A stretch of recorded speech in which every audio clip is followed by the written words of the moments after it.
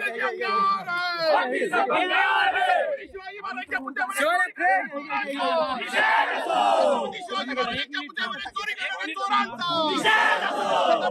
महाराजांच्या पुतळ्यावर चोरी करणाऱ्या चोरांचा शिवाजी महाराजांच्या चोरी करणाऱ्या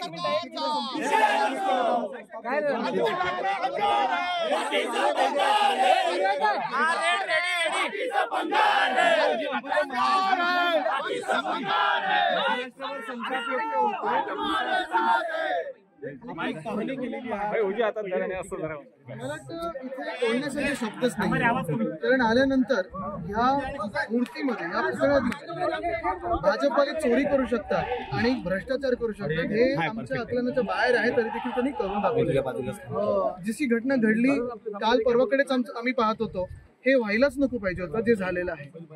एका बाजूला आपल्याला माहिती आहे की जगभरात अनेक अशा मूर्त्या आहेत, अनेक असे पुतळे आहेत जे समुद्रकिनारी लावले असतील. मग ते स्टॅच्यू ऑफ लिबर्टीचं असेल, 138 वर्ष झालेले आहेत.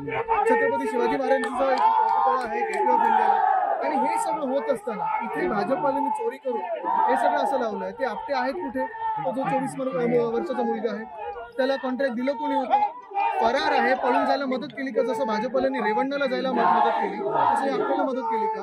हे सगळे उत्तर मिळाले पाहिजेत. आणि मग जे मंत्री आहेत PWDचे त्यांच्यावर FIR झालाय काय? आणि स्मारक आहे आम्ही आत येत असताना मला वाटतं कुठच्या तरी आमच्याच की आपल्यामधून एखाद्या कॅमेरामॅनला धक्काबुक्की झाली आणि त्याच्यापासून सुरुवात झाली. मी आमच्या कार्यकर्त्यांना सांगितलेलं आहे की अशा महाराजांच्या किल्ल्यामध्ये आपण तरी राजकारण करायचं नाही आणि म्हणून मी सगळ्यांनी इथे अडवून धरलेलं आहे.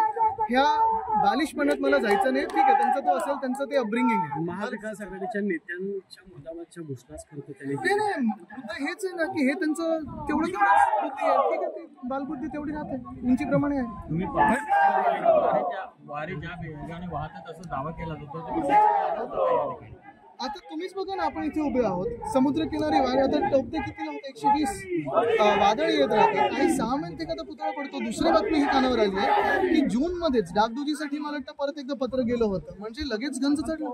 आणि हे सगळं होत असताना कुठे ना कुठेतरी सॉइल टेस्टिंग काय पण प्रधानमंत्री महोदयांना खुश करायचं, त्यांच्याकडून कार्यक्रम करून घ्यायचा डिसेंबरमध्ये, निवडणुकीच्या आधी करायचा, आणि म्हणून हे सगळं झालेलं. खरं तर ठाण्यातल्या एका कंपनीला काम दिलं अशा पद्धतीचा जो दावा आहे तो चेतन पाटील त्याच्यावरती गुन्हा दाखल आहे.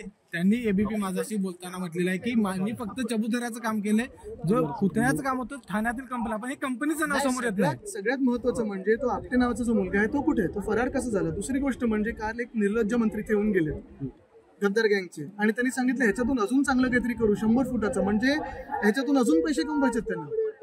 मुख्य गोष्ट हीच आहे की ज्यांना लाज वाटली पाहिजे ते फिरकताना मंत्री म्हणून की तुमच्या इथे सगळीकडे आपण असताना हा पुतळ्याचं अनावरण झालेलं आहे, त्याच्यात तुमच्या समोरच पडलेलं आहे.